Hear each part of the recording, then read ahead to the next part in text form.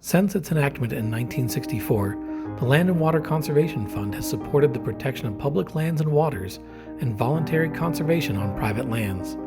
It has provided land and infrastructure for public health, recreation, and tourism across the country. Over the years, the available funding for the Land and Water Conservation Fund has varied.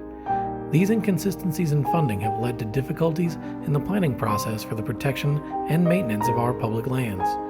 The recent bipartisan passage of the Great American Outdoors Act allows for the Land and Water Conservation Fund to be permanently and fully funded at $900 million annually, rather than funding levels being determined by the congressional appropriations process each year.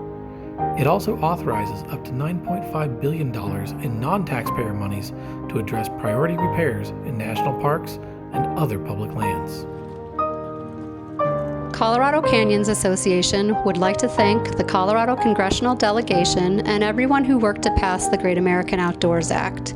The Land and Water Conservation Fund has helped fund many projects right here in our community, including Vega State Park, Fruita Swimming Pool, Orchard Mesa Lions Club Park and Veterans Park, James M. Robb Colorado River State Park Connected Lakes Section, Blue Heron section of the Colorado River Trail, McInnis Canyons National Conservation Area, Dominguez-Escalante National Conservation Area, Gunnison Gorge National Conservation Area, and Black Canyon of the Gunnison National Park. The continuation of these valuable Land and Water Conservation Fund projects and maintenance of public lands will provide public benefits for generations to come.